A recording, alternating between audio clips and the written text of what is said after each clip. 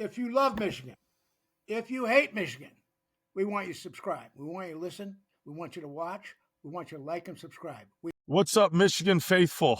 You're back with Coach Thornbladh and Rob Thornbladh to Blade's Banner, the only father-son Michigan podcast out there on the internet. 2 generations of Michigan football players. I'm Rob Thornbladh, co-host. I was a walk-on in 2006, and then I got to coach college football in the NAIA for about 10 years at Siena Heights. This is my dad, Bob Thornbladh, played 4 years at the University of Michigan. Got drafted by the Kansas City Chiefs, was even a broadcaster. I don't think I've ever talked to you about your broadcasting career. And then short-lived, and and then obviously you were undistinguished.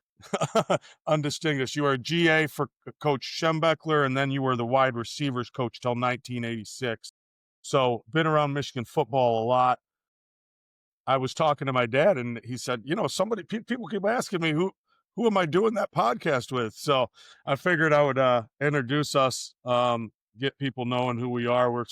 We finally hit 100 followers. So we got people that aren't our friends and family starting to listen. We appreciate it. We want try to get your friends to subscribe.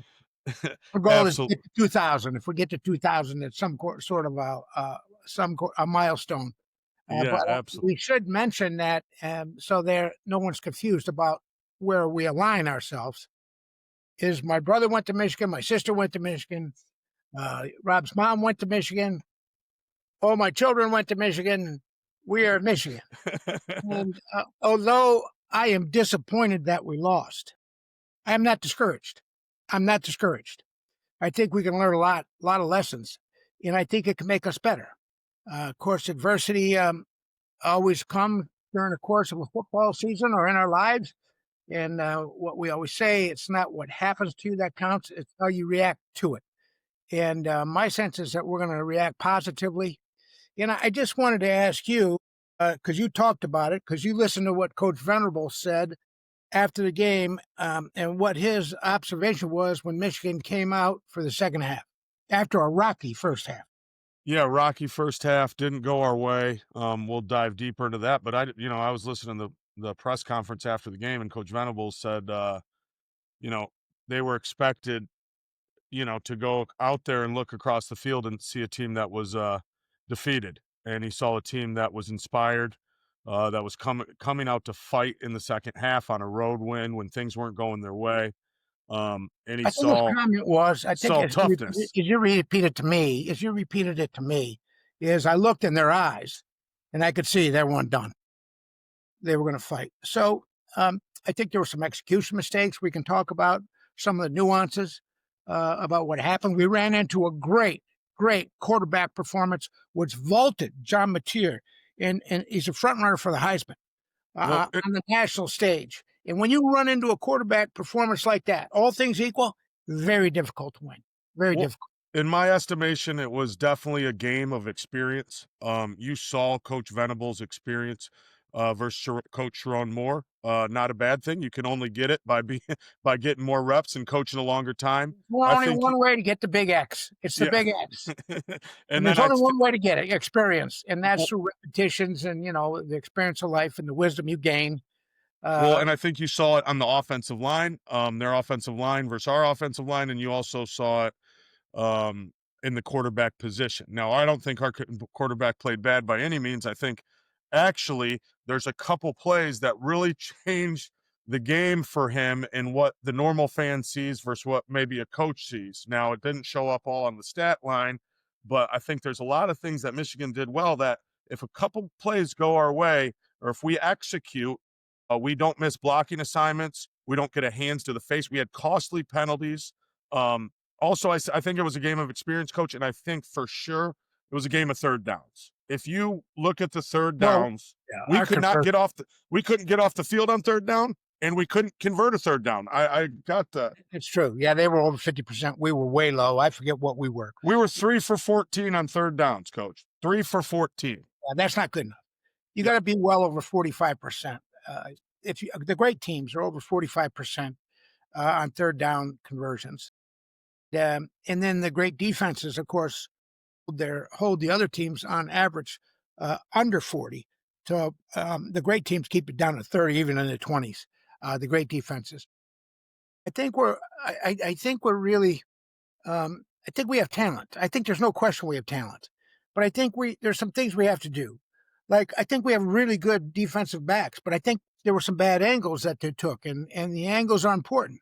Open field tackling is an art form, and it's critical in today's football. You get these great guys out in space; they're very difficult to tackle. So Hey, you got a Mateer. guy, and Mateer I'm was he's hard to tackle, man. He look when he gets elusive.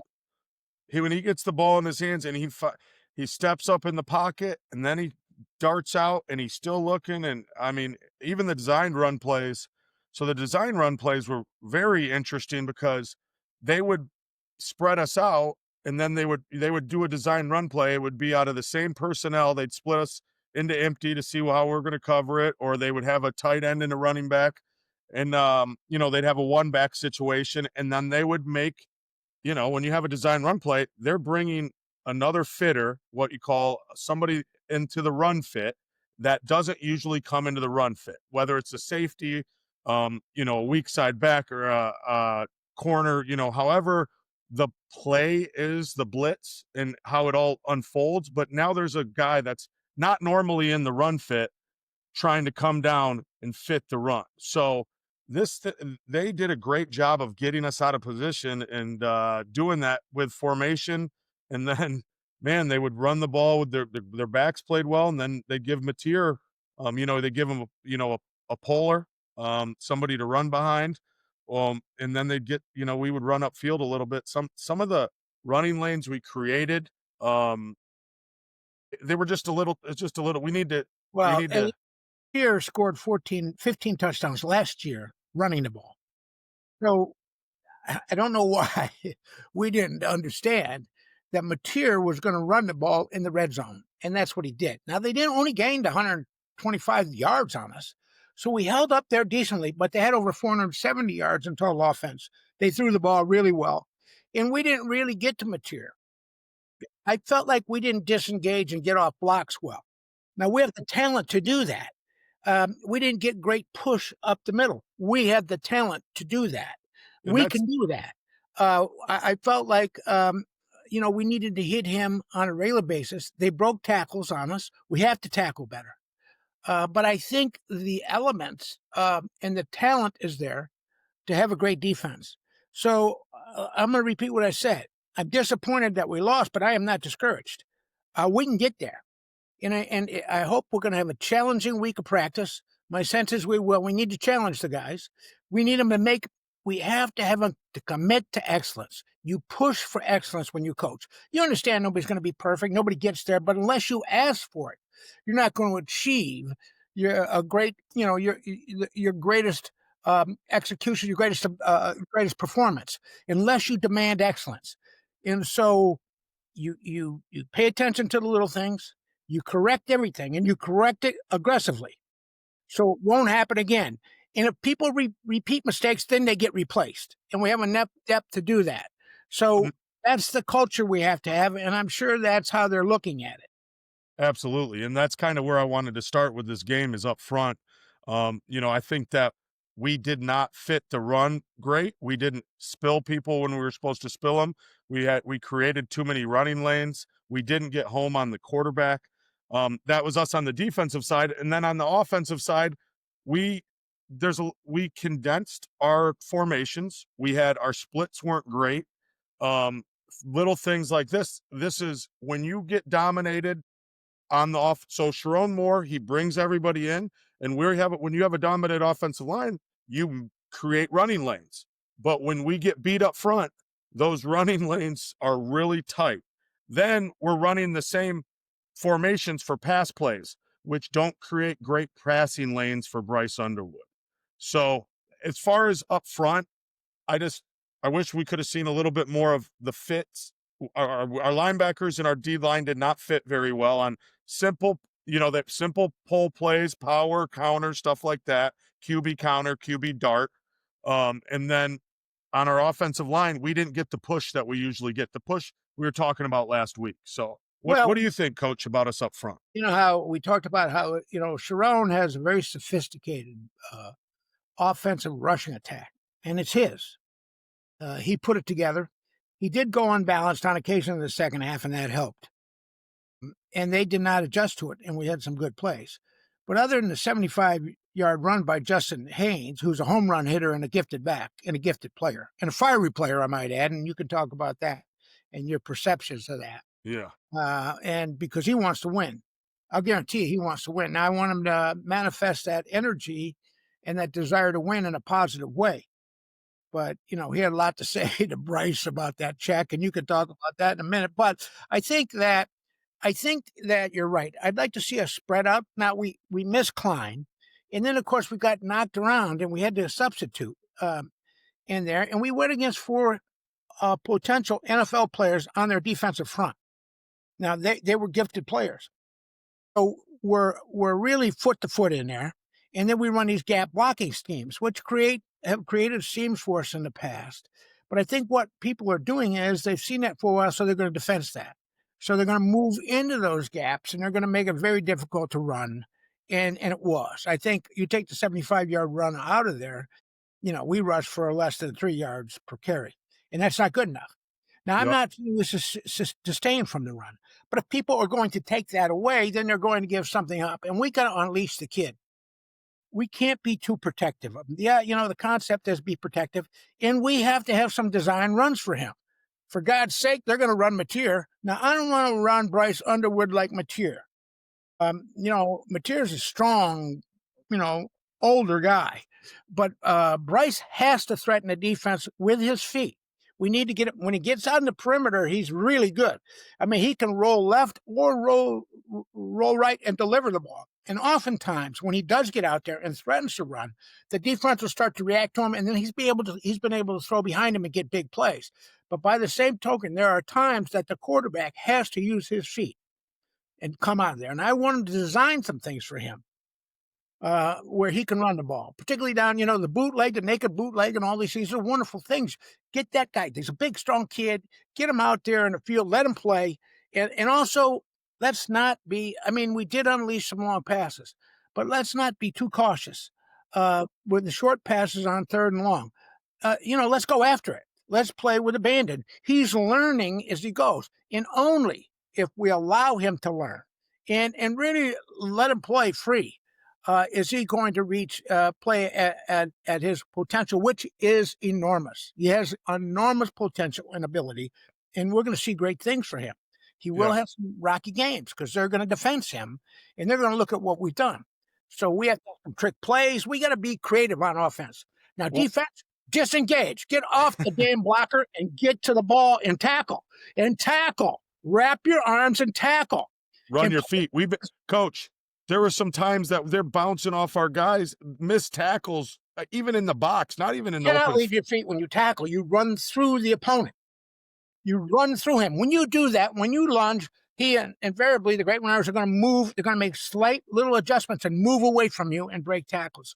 Now, look at it. It was not horrible. We lost, and I'm not pleased, but they fought. They fought hard. So I'll repeat. I'm disappointed but not discouraged, and there's so many things we can learn from this. Now, I didn't even look around the Big Ten, which we like to do, but everybody has won games except for 3 teams. Yeah. Well, no, 4. Hold on, Coach. We still got it. We still got to go through. We just did offensive line, defensive line. We'll get to okay. We'll get to the Big Ten. I like to talk about that. I usually look at where we are first, and then start to talk about. I know. I got out of order. I get it. We'll go back to the Big Ten here in a little bit. No big deal. I just as far as people have a book of business on Sharon Moore now, so they understand what he likes to do. Brent Venables was unbelievable. Every quarterback designed run, they blitzed into. I think 3 out of them, 2 out of 3, they blitzed in and got it. The reverse play, they were in our backfield. Everybody stayed home. No one was faked on our double reverse. It wasn't even close, Coach. So these plays we've done in the past, or a variation of them. Brent Venable had these guys ready for all the quarterback run plays that they've seen with Alex Orji and J.J. McCarthy, Coach. These are the same plays. They got tape on them. They watched them. And the same with the trick plays. They were They were on it. So his schematics were through the roof. He really did it. His players a service. They looked unbelievable, and they were He all has a over. great team. Yes, After a difficult year, 10 wins the season before, but a very difficult year last year. He went out and got a great quarterback. And then he also got that kid from Purdue that made us pay for not recruiting him. That was back when Jim was fighting with the coach. yeah. Don't fight with high school coaches, Sharon. we And that kid played great against us, and I respect him. But Mateer was hard to handle. Well, and just to go into that, now I want to move on to the backfield. We have two dudes. We have guys. We have ball players. Whatever you called them when you were a coach, we got. And Bryce Underwood and Justice Hayes. These guys are great players. And Justice Hayes, he is an alpha. He's an elite. He got blowing up on a it was a bubble play where Samaj Morgan fake blocked and kept going, and the guy read it and hit him. He was super frustrated. So there was a mistake. It was either where the quarterback threw the ball, Shamaz didn't block, or there was some type of miscommunication right there. So First of all, I would not count on Shamars to be my lead blocker and make any critical block on any plays. I'm not saying he's not tough, but he's no, small. he hasn't blocked well. Put the tight end up. Put two tight ends out there and throw the damn ball to Justice. So it's a little bunch formation. Justice is lined up at number 3. Make number 2 be a tight end. Put the two tight ends. Now we miss Klein, and I hope he's back. And I hope our captain and left guard, Hadid is back. But Justice, I said, more important. Yeah, like I said, that was what frustrated him. And then on 3rd and 2, we had an RPO, and there was miscommunication, obviously. And we're talking about what Paulie went out there and was blocking because he didn't get the check. He didn't get the check. Now, it was loud as hell in there. Communication is well. What Bryce sees, it's 3rd and 2. The box is loaded up. That his biggest receiver is one-on-one on a guy that's pressed. So what he does is what he's probably always done at Belleville. He checked to a fade or a post or whatever. The guy didn't get the check. He's blocking. Check. Yes, and then Justice was pissed. Which after getting lit up on that play, he had two. He's busted his butt to have a great game, and that happens to him. He gets frustrated, and he gets on the kid, which I like. And it's good for Bryce. It's good for Bryce. Oh, now, he calmed down. They put it on national TV. They could see him arguing, which just happens. Look, in the course of a battle, sometimes things are going to happen and tempers are going to flare. But you don't want to lose your poise, and you want to take all your energy and direct it towards defeating the opponent. And but not he corrected him aggressively, which is the way you coach. And they came together after that, and they had an understanding. So it was good for Bryce. And Justice, he's learning. And Bryce is learning. Guys like Justice, they're going to win. They want to win. He wants to win. That kid wants to win, and he's a great player. And so does Bryce. Yeah. So they have a common goal and objective, and they need to get there together. 50% of what a quarterback does happens before the snap. Bryce, I'm sure, is getting ready for that. He's remarkably mature and has done a great job so far, really, with that. He did not throw an interception. I want to point that out. He has not thrown any interceptions, and he's been good there, and he hasn't fumbled the ball. And I think he's been a real good leader. So he went into a hostile environment against a really, really gifted team that had an unbelievable quarterback performance and a coach who has been a defensive coordinator in 8 national championship games. So Venerable is going to look at him and try to take away things and confuse him and make Bryce have difficulty executing, and he did that. So it was a learning experience. So how do we address it? So we look at our mistakes really aggressively. You coach like hell. You get after them at the film meeting, and you challenge them, particularly when they've made mistakes, and you demand excellence from them, and you make them look at the film and address it, and to look inside and to make some sort of decision about what kind of player they're going to be and what kind of team they're going to be. And all these things are what happens during the course of a season. And if your culture is right, and it is, because I know Sharon how he thinks, kids will respond and they will come back from this and be better for it. And in football seasons or anything in life, it's not how you start, it's how you finish. And as my coach said, you never stay the same. You either get better or you get worse. So get better, get better, get better. And it's good advice for all of us. We get better as people, get better as a family, get better as a community person, get better as a state, get better as a country, get better, do better at what we do, and care about each other and be a family. And that's true with the football team and everybody else. So I see it as a great opportunity to challenge our team, see what they're made of. We learned a lot about our team, but they're not mistakes that are not. I don't look out there and say, Fixable. the match, we don't have a chance. No, And not going to have a chance down the way. I think we can play deep into January. I believe that. But there are a lot of things that haven't happened between now and then, and it's a long season. And the teams that get better, they get faster, stronger, better as a team. Those are the teams that end up going to the championship. And we saw it 2 years ago. And a couple things, Coach. There, we talked about our backfield. I think that we're going to be just fine. I think he played very well within himself still. Obviously, we wanted to make him big. He's not why we lost. They need to open it up for him. I agree. Let him go. Unleash the kid. You're playing Central Michigan now. Let it go. Now run the ball. We're going to run the ball well against Central. If we can't block Central, then then we have issues. We've talked about Mateer.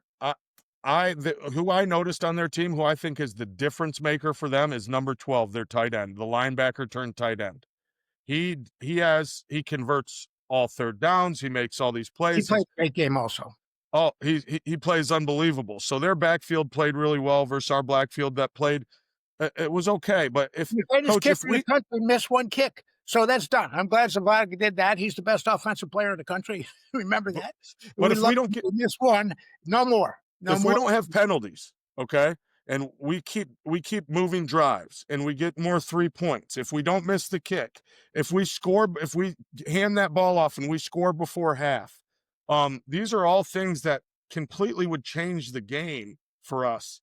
If there was a couple of times that Bell could have had two more picks. We had picks through our hands. So there were people are saying, oh, we didn't have a good game plan. We didn't have this.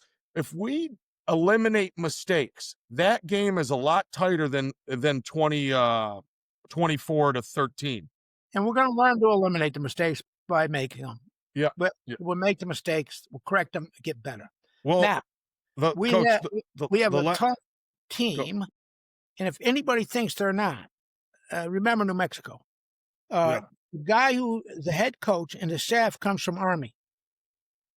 They are very disciplined. He's a disciplined coach, and they have a disciplined squad. They play 3 different quarterbacks. The only one of them that runs much, a kid named Flores, and he has good feet. The other big kid is from Iowa. He's a transfer from Iowa, and he started for Iowa. Biggins. Isn't his name Biggins? Let me get his name. And then from a defensive standpoint, they don't feel like they played bad. Now, they did not run the ball against Pittsburgh very well, but they've been 70% run, 30% pass. They pass effectively. So I think you'll see a more balanced approach from them. I agree. And there was a guy named Herb Duramity who was the head coach at Central Michigan. In 2 years in a row, he played Michigan State when they had good teams, and he beat them both years. And he went to Bo and he said, Bo, why won't you ever schedule me? And Bo goes, hey, you are not beating me, Herb. I'm not a fool. I'm not like Perlis. I'm not playing you because I don't want to get beat. Because Bo had been at the Mid-American level and he had beat Purdue, and that's one on his way up. And that's what really that helped him nationally be recognized. Secure his position. What he was doing down in Miami, Ohio. So lesser teams can rise up. And when I say I mean it with no disrespect. There's a tradition there at Central Michigan. No, Coach, and I'm gonna get there with you. I'm done with Michigan, Oklahoma. I've wrapped it up. I've forgot about it. I moved on to the next week. Well, we can't dwell on it. We just have to get better because of it. But I want to talk to you about the Big Ten. Where are we in the Big Ten? Is the Big Ten still ahead of All us? right. First of Michigan all, still has a Big Ten I schedule to feel go. strongly that why all right, Mid-American teams get a big payday when they play us. And so it's good for the Mid-American teams, but they do take their lumps. But Grambling has what do they have? I think they have 60 scholarships. For Ohio State, now Grambling got $1 million for going to Columbus. But for Ohio State to play Grambling, I mean, I don't know. I don't know what you. I just don't. I don't think today, when you have 12 teams that can go, that these games are not interesting and they're not competitive. And they what they call guaranteed wins. Now, some schools like them because they want to get to 7 because 7 makes them bowl eligible. So Ohio State played Texas and beat them to their great credit. Nobody else has played. Iowa played Iowa State and lost, and that's a highly contested rivalry. They lost to them. Coach, And then, Iowa's offensive struggles it is hard to watch yeah, well, because they'll they play. got talent and they can't score the football. Every time I watch them, I'm just like, what am I watching? What is going on? Why can't Well, they that score? Iowa State quarterback was good. Now Ferentz would become the winningest coach in Yeah, Big Ten history this weekend. Uh, unbelievable. so they have struggled offensively for a few years, but they have great defenses. I So know. look, if you play They smart, went to the Big Ten championship, averaging like 13 points a game. It was and so crazy. if you play smart and you kick well and cover and return the kicks and play great defense, you can have successful seasons. So as we look around the league, Illinois has got a good team. Indiana, we don't know. I suspect they'll be good, but I don't know if they'll be as good as last year. Maryland likes this young quarterback. They haven't played anybody. The quarterback at Michigan State's for real. He is really a fine player, and that guy's a good coach. And make no mistake about it, that will be a difficult game for us to win. It's way too early for us to think about that. We have a long way to go. We have to beat Central Michigan. We got to beat them, but Michigan State's a good team right now, and they got a good quarterback. And that was a big win against Boston College. But how good Boston College is, I don't know. Oregon appears to have a great quarterback from Martin Luther King High School in Detroit, by the way, of UCLA. And then he went up there, and he's really played great. Washington has a great quarterback. USC, Lincoln Riley thinks this is the best team he's ever had there, and equivalent to some of the great He's teams at Oklahoma. averaging So, the most points in college football. I mean, it's only 2 weeks in, but and he then, scored. and then Penn State thinks they have all everything they need to have a great team. I have two great running backs. They have a veteran quarterback, veterans on defense, and so as you look around the league, nobody's played anybody, except for a couple exceptions. And so they played inferior teams with inferior talent. Now they've dominated them. So the Big Ten has lost hardly any games. So Northwestern has lost 2, UCLA has lost 2, Michigan has lost 1, and Iowa has lost 1. Michigan lost to Oklahoma. Iowa lost to Iowa State. These are so take those. Those are reasonably challenging opponents. But these other games, I don't think they're worth anything. I don't think it helps the program. I don't think the fans like it. They go to the games, but that's just my feeling on it. And when you play teams like Grambling that only have the same amount of scholarships, and then Ohio State's got $30 million in NIL money. I mean, I just don't think it's reasonable. And in a way, I feel bad for the kids on the opponents because it should be fun, and you Yeah. shouldn't just go down and get your teeth kicked in, your brains beat out. You should be in competitive. You should be able to play. If you're a novice chess player, play other novices. Don't go play the greatest chess player in the world because it'll be over. And it's no. 10 It. moves, yeah. So anyway, that's one thing I think is wrong with college football, the scheduling, and it should change. The Big Ten should play every Big Ten team. There should be no non-conference game. It should be like the NFL. And then teams with 3 or 4 losses should be, can win the championship, and that's how it should be. That's how I feel it should be. Yeah. And we even when I played, we didn't play. We played, great intersectional rivalries. Played Oregon and Washington and Virginia. Those are some of the non South Carolina. Those are some of the Stanford, Stanford, Oregon. some of the non-conference games we played. Yeah. And so they were intersectional battles that had there was great interest in them. But these games against these really teams, lesser teams, wonderful Well, I coach. remember when I was growing up and we would play like Rice and stuff like that, people would always, beat us up in the media. But even Rice is more competitive than a a Grambling State or something like that. I mean, Historical black colleges, it's important we support them and help them. And that was great that they had them in there. And Grambling has this great tradition, but things have changed, and I just don't think it makes any sense. yeah, That's my opinion. That's my that's good. opinion. And we'll stop with that. So we look around the Big Ten, a lot of good teams. It's not going to be easy. Our coach is going to be able to coach until 12 o'clock. Then he has to take a seat until 11:59 a week later. So we'll play Central in Nebraska in the meantime. I don't Hey, like losing our coach. I don't and we think it's got the Biff. We got the Biff, baby. We got Coach Biff as our now. interim. Now I like Coach Pogge. He's a steadying force. He's a mature guy, a very successful man in his own right outside of football.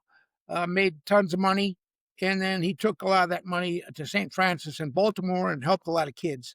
Blaine Corum was one of them. So Biff will be a good leader for us, and I think Sharon relies on him. He's been around. He's got good advice. He was just the head coach at Charlotte, so he'll do a good job. Wink knows what the heck he's doing. Wink Martindale. He's going to look at that film and get it corrected. And then Chip Lindsey is just getting going. Well, He's going to uh, he's going to put a little more, a little too vanilla right now. I'd like him to see him mix up a little bit, unleash the kid. We talked about that. Let him go. Let him throw the damn ball. Get him out and run. Let him run. Let him run. He's a big, strong kid. The tacklers might get hurt worse than he is. But you can't, football. I just looked at that game on Sunday night with this wonderful Allen and Lamar coming out of the pocket and running the ball successfully at critical situations. I just think you have to do it, and you have to be prepared to do it, hey, and you have to allow your quarterback to make that choice. what You about can. JJ McCarthy for a rushing touchdown in a critical time in Well, a what fourth about quarter? J.J. McCarthy? I've talked Yeah, about him forever, and I love him, and he doesn't disappoint me ever. He was yeah. terrible for 3 quarters, and then he lights it up. People were texting me and Oh my criticizing, God, everybody's texting me. and I I can't said, believe "Hold on." this. They said, "Oh, they got rid of. I bet wish they had Darnold back." I said, "No." I said that the future is that kid. He will struggle a little bit, but you watch. And then all of a sudden, he grew up in front of our very eyes in one game. Yeah, And what a one wonderful quarter, leader, one quarter, coach. what a wonderful leader he has been and will always be. And he's a wonderful kid. And I'm delighted that he did well. And now that I think Tom Brady, I owe so much to because he gave me so many great years of enjoyment because I loved watching him play. Because it was predicate, because of I had met him a few times, but because of his pedigree, where he's from, who he is, but then just the guy is a What he's sensation. what he's done for the game of But people like that perform, and then JJ's gonna. I don't know how far. Look, I don't want to compare anybody to Tom Brady, the goat, but yeah, JJ's going to keep evolving. He's got a yeah. great coach there, and the players love him. He loves them. You could see they all talked about him. They said that he was great in the huddle, and I think Bryce is the same way. Bryce is Coach, he's a unbelievably mature. He's in charge, and that's he's what he has to be. well, that's what I was gonna say too. I was watching the football game. People are texting me all this stuff. I said, guys, he's still a freshman quarterback. It's game 2. He's down in Norman. Okay, it's the first. They're trying to keep the game close. There's a couple mistakes made, a couple throws that were sailed, a couple missed checks. A couple things that didn't go our way.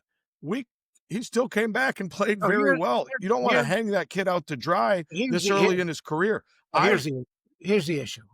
Well, here's the great thing about sports. Everybody's an expert, right? We all know everything, and that's great because we're going to all argue about it. Everybody's an expert. One game does not a player make, and one game does not a season make. So it's how you react to these adversities and these difficulties. Now the other thing that's happened, and we could talk about NIL at length. I'm happy the kids are getting some compensation. I think they deserve that. By the same token, to whom much is given, much is expected. So that's part of it.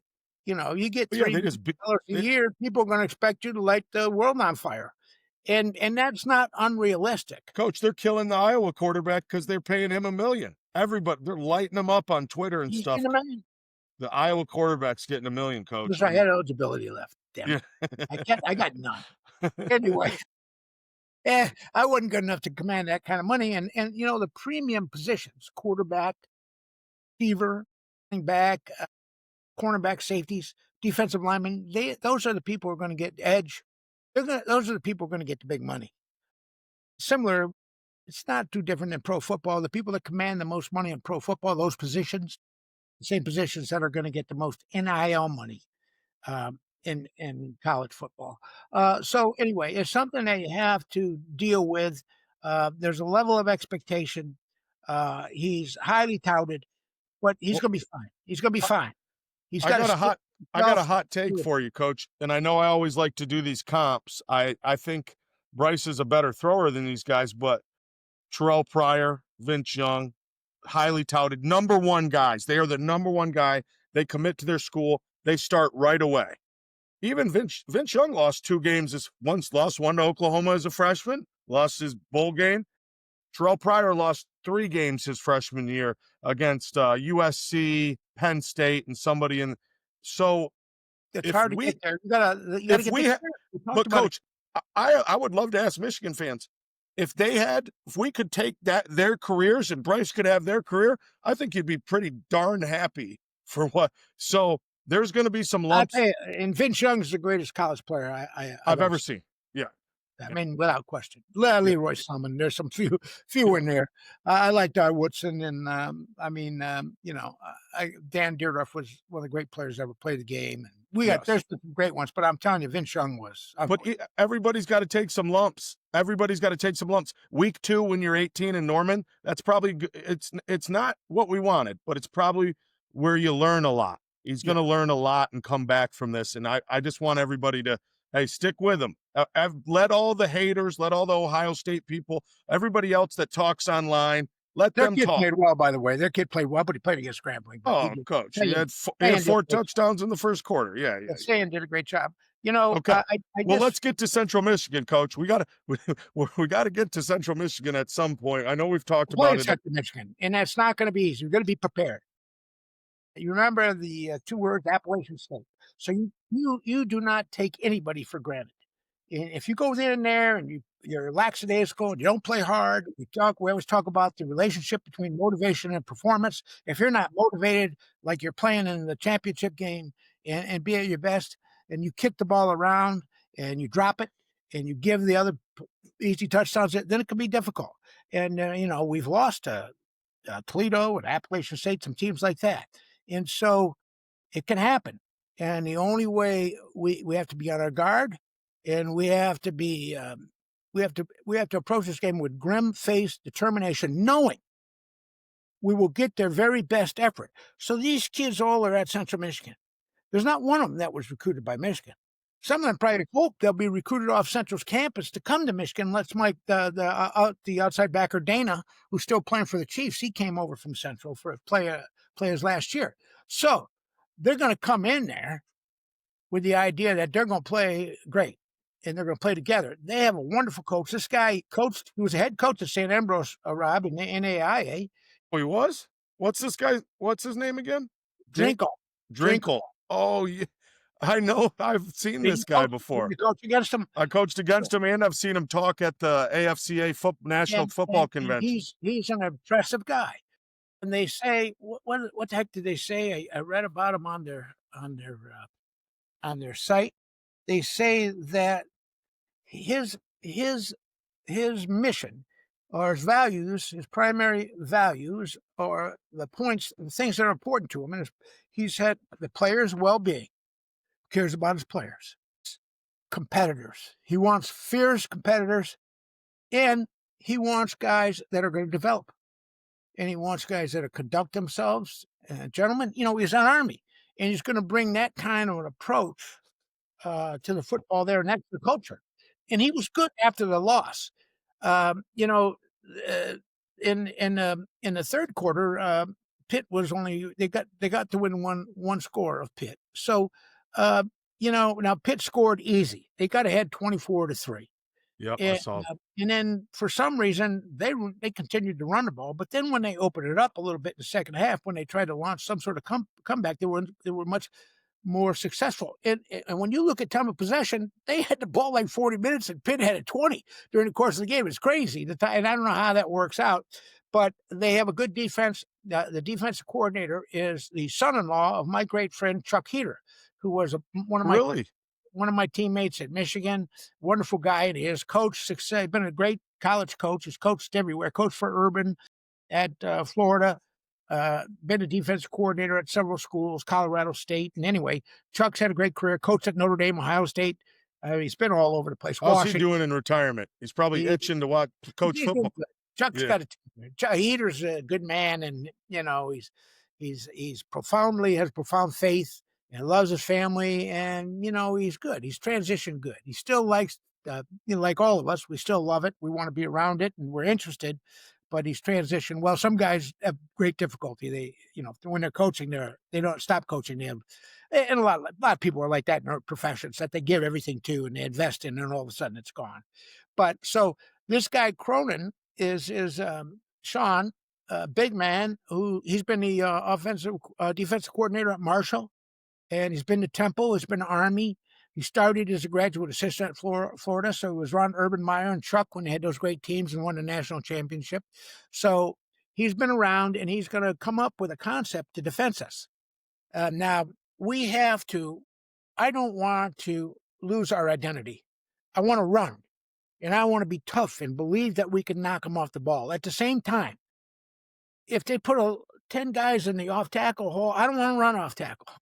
Let's take advantage of their weaknesses. They have good linebackers. The linebackers are very active. They've picked off, I think, 4 balls.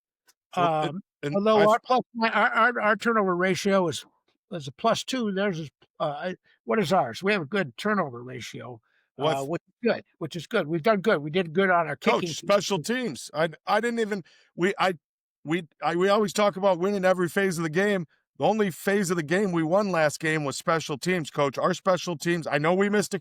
We did not punt well, just so you know. 37 net punt was 37 yards, which has got to be 38.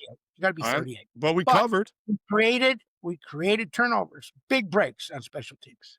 So we did a great job there. And look, our effort appeared good to me. If I thought we didn't have great effort, I'm not down there, but when Coach Venable says, I looked in their eyes and they were ready. They didn't come and quit. And we came right out, scored, and I thought we were going to get right back in the game. But they had too much for us on that day, and the environment was perfect for them. Like you said, we needed last week. We need to run to where we had numerical advantages, and we didn't find them.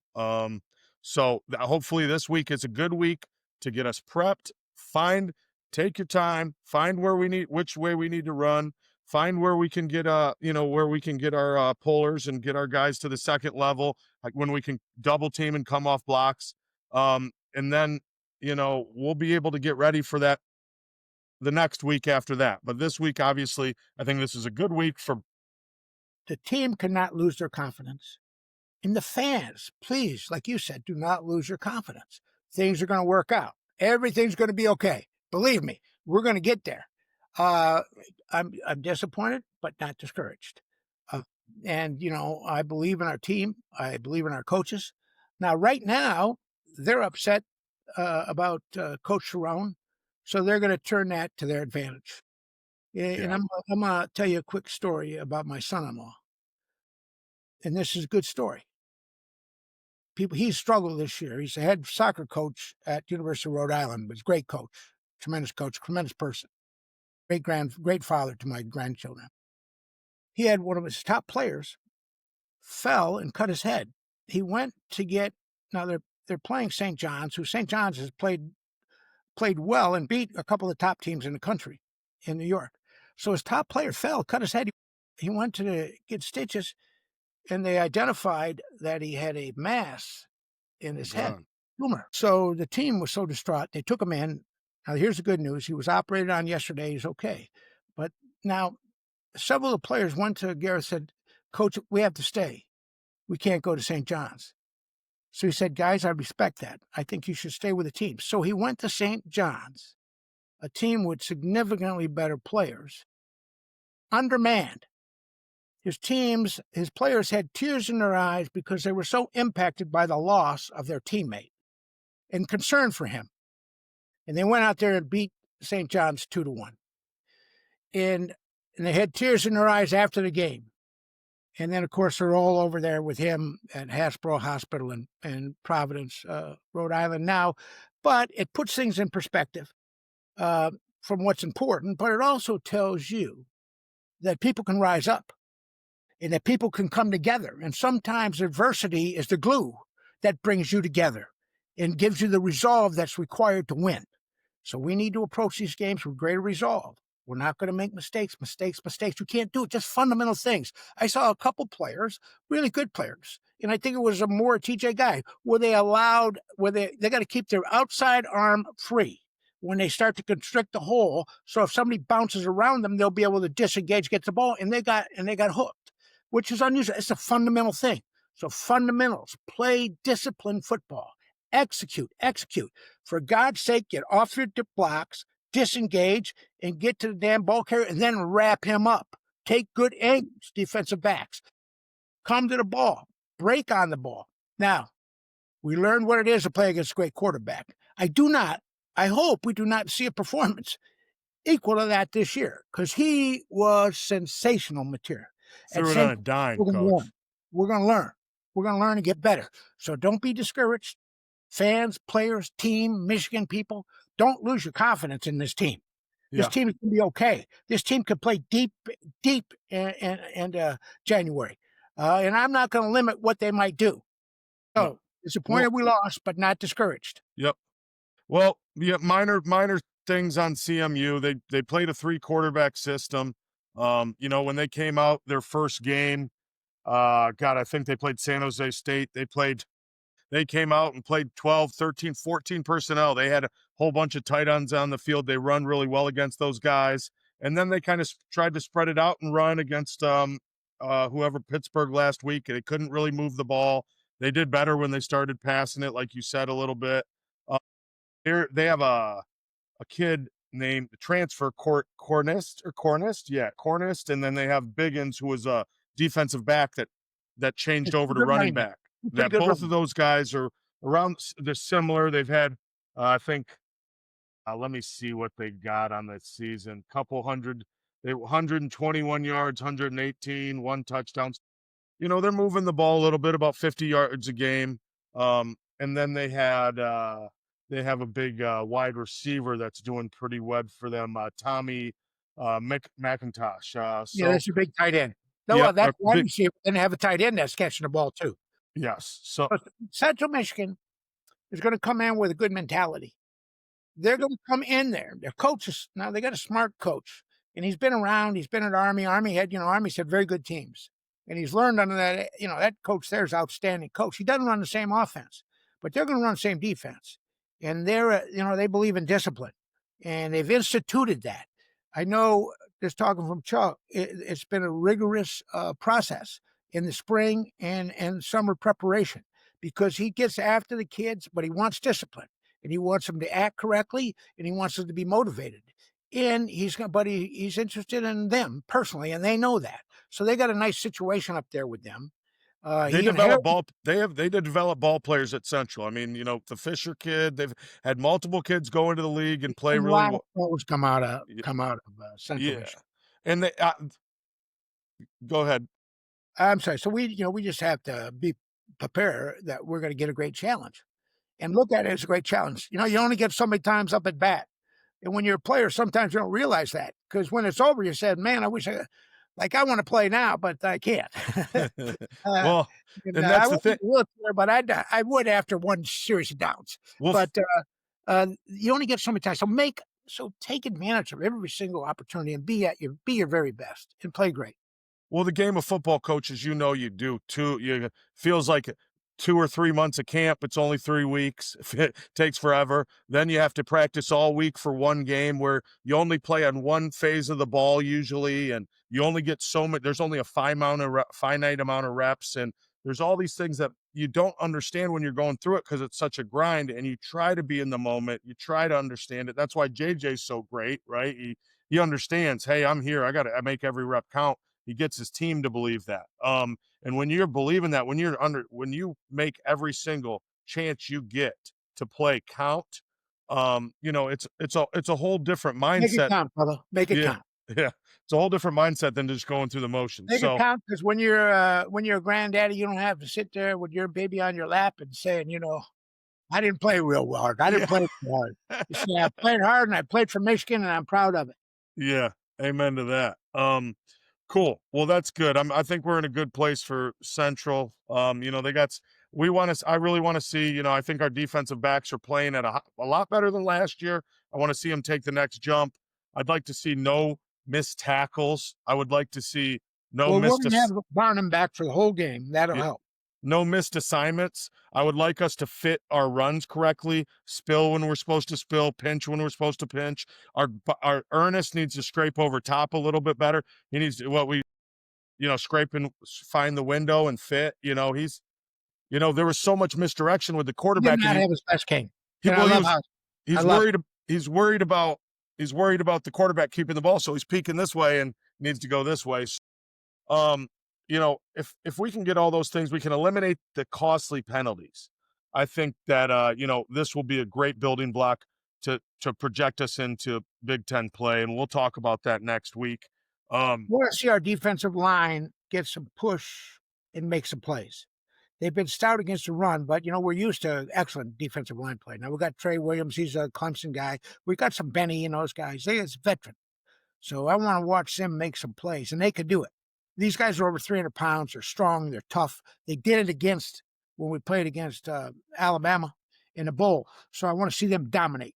Well, and I want to talk about our coaching real quick, Coach, and then we'll do a couple segments and we'll wrap this thing up. I know we're going long, but so for coaching, everybody is attacking the wide receiver coach and the offensive line coach, which I think we have a great young offensive line guy in Newsome. He's our guy. And I think our receiver coach is probably the best recruiter. Probably Bellamy is a big reason why we won the national championship and why we still are getting great players today. But I think McCulley, Rob, I think McCulley's to be outstanding. I mean, what a catch he made, that one touchdown. He's 6'4", and he's a factor. Now we get Klein back. I have always felt like Moore, the other receiver, last year he was open all the time, but we just couldn't get him the ball, particularly intermediate routes. So I think we have we don't have the greatest depth, maybe, although we have the young player Godwin, our receivers. But I think they can come along and make plays and be factors. I really do. And I think we're better than we were a year ago in terms of the group. But Macaulay is just going to be great, and he could be great. He's 6'4", and he can be, special. And then Klein proved in the first game that he has real ability. I thought there'd be big follow-off after Colston, but there was not, because he could get open and get the ball. Now, the second team, Hogan and those guys, I expected them to come in there and do a good job, but they didn't seem to distinguish themselves. Doesn't mean they don't have the ability to do so. And then we'll get more open and Godwin. So Shamaz is a change-up player. But he can make some plays. Not a very big target, but he's made some plays in the past. But that was a horrible no call when they banged him up after the whistle. That was awful. There were some things in there. That was a personal foul. Cool. Well, that takes me right into the stuff I want to talk to. I'm going to do a couple segments, Coach, so we can clip these up and put them out there. This one's coach versus coach. I wanted to get your take on this because when you're coaching and when you're winning games, guys get high and they start drinking that rat poison that Saban talks about. They start letting the media get to them and stuff like that. This is almost that Oklahoma loss for me.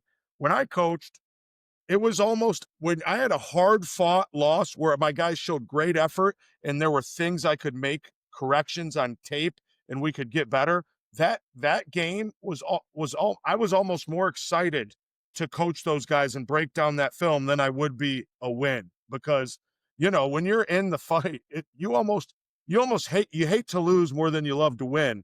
And you could teach off it. You could teach off it. Yes. Teach. So I just wanted to see, what are your thoughts on that about, when you take a hard loss versus, hey, not that you want to bring the kids down, but you want to you want to give them teaching tape and stuff to learn and grow from throughout the season, especially now that you don't have to win every game. So college coaches are in the same position that the NIL players are. They get paid a lot. They get paid a lot of money. And the coordinators all make over $1 million, and most of us don't make that. Yeah. General population, is worrying about food on the table tomorrow. They're like I said, to whom much is given, much is expected. So they take that on. So some of the criticism, particularly from other fans, and we hate Ryan Day, we hate this guy, we hate this guy. I don't hate any of those guys. Those guys are in it because they care about kids. Now, sometimes I don't like how they all behave. Venables was unbelievably impressive to me, the coach at Oklahoma, and Great so leader. these are good guys. Not everybody's going to win every game. That's just the nature of it, and only one team's going to win a national championship. So, when you look at that, the only team that's ultimately successful is the one that wins it. Everybody else comes in second, third, fourth, fifth, whatever. But excellence is what greatness is consistent excellence over time.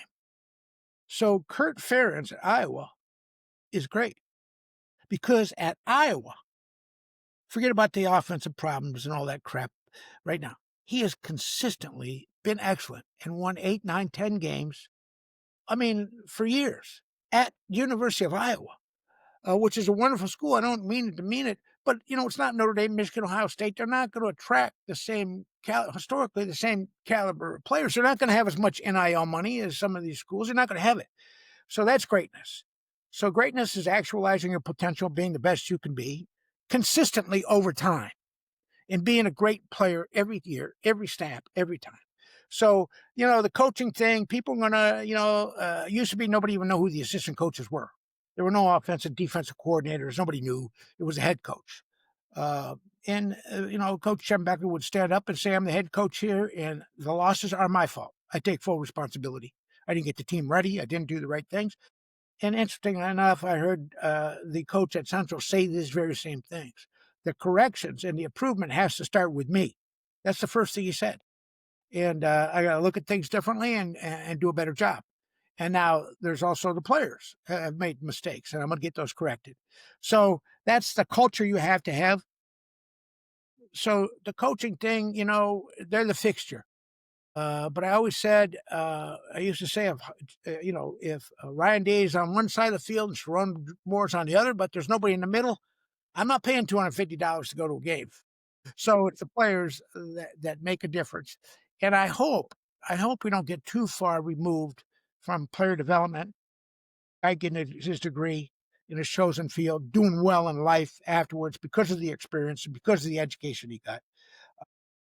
Even though it appears that some of these guys are going to be able to go through college and be in a position to never work again if they do it right. So it's all changed. It's all crazy. The coaches make tons of money. And so they're expected to win. They're expected to win. That's it. So Yep. you take those jobs, you're expected to win. And if you're the head coach at Michigan, Notre Dame, Ohio State, these schools, Oklahoma, and you don't win, you're not going to be there. That's it. It's a high profile position. You're paid a lot to do it, and you're expected to win. Yeah. Period.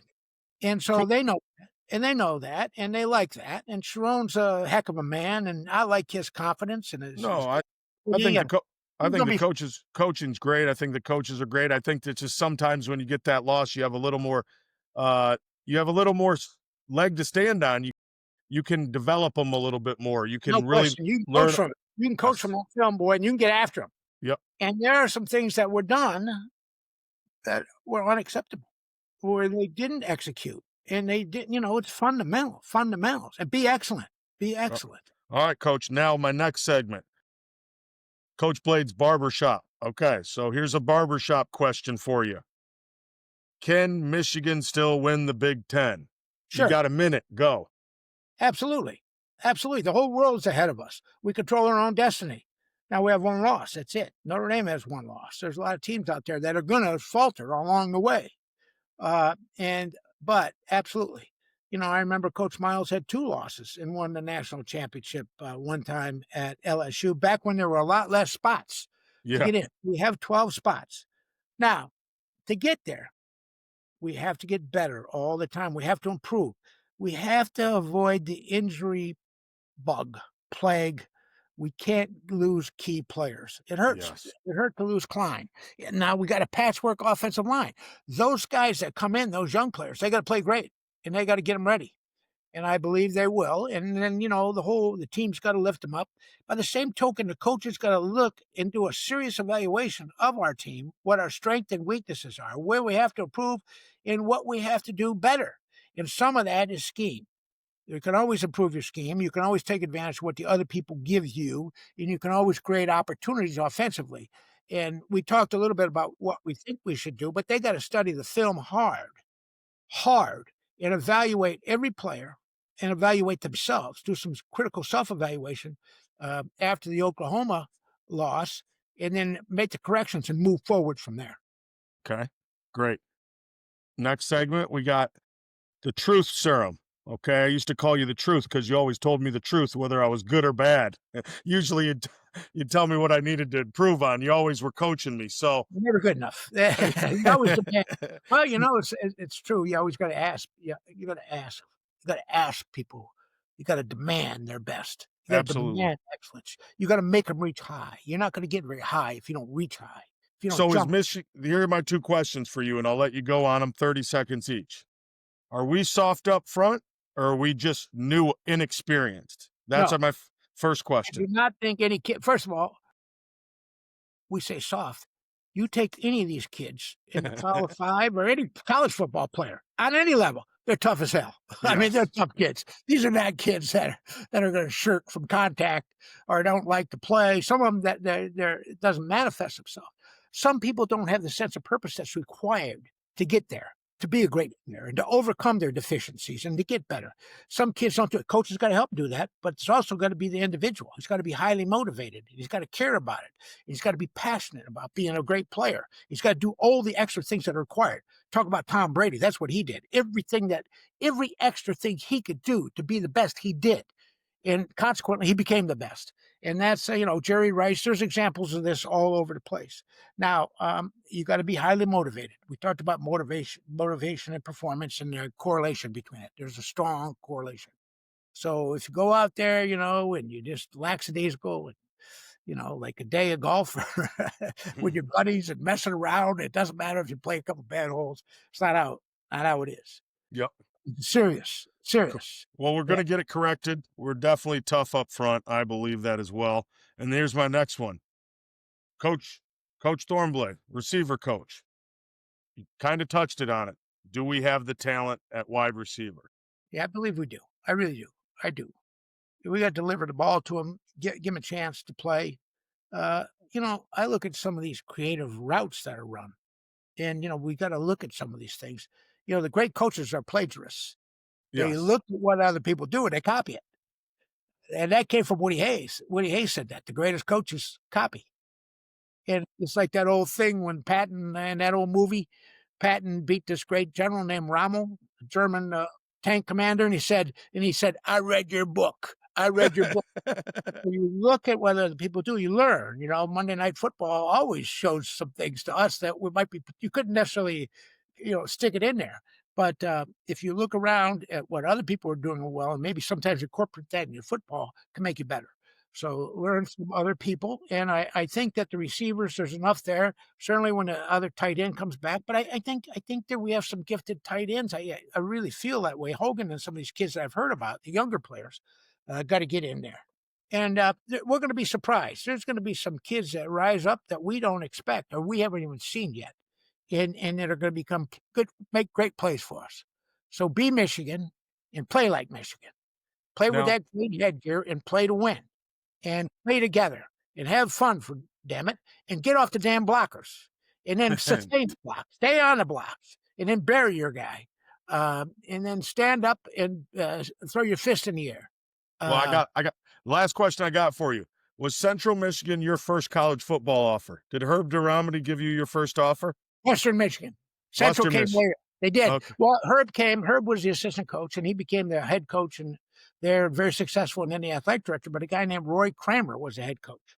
So Roy came down to see me. He eventually became the commissioner of the SEC, and actually his the things he did there um, um, helped propel the SEC into the forefront of college football. Uh, and that was Roy Kramer. And subsequently, I've had a chance to visit with them both many times, and they're great guys. Did a wonderful job there. Central has a wonderful tradition. They really do. And it's a great place. And so we be prepared. I have a lot of good friends that went to school there. Mr. Sid Smith, I love him. Not when we play him, though, for 2 or 3 hours. I don't want to talk to him on Saturday, but we got to get ready. Got to get ready for a good chance. Come back. Come back, but come back ready. Come back with grim determination. And an idea that we're not going to be denied. We're going to win. We're going to get back on track, and we're going to be a great team, and we're going to get there, and we're going to play together, care about each other. That's how we're going to do it. Well, Coach Duramity told me when he was our analyst in 2006 that if he would have signed you, that Central would have won a lot more football games. I don't know about that. They did pretty good. They didn't get Gary Hogaboom played quarterback there. They did pretty good. And it would have been the coach Shembeck was benefit, but I don't know. He was stuck with me, so. Well, you guys are stuck with each other. I think I'm excited to get the boys back in Ann Arbor in the big house and see how they let it rip. So great talking to you, Coach. Yes. You got to get going. Now we want people to subscribe. Get your friends. Pass this along to your friends. Look it up on YouTube or Instagram, and then we need people to subscribe. We got ambition. We want to get to a certain level, 2,000 somehow, and we'll find. And if we could do that, we'll be grateful. So we appreciate people listening, and go Blue. Appreciate all the Michigan people. And remember, have confidence. Don't get discouraged. We're going to be fine. Things are going to be okay. Go Blue. Go Blue. Thanks for watching. If you like it, like and subscribe, please. If you don't like it, subscribe. Give us your comments. We appreciate it.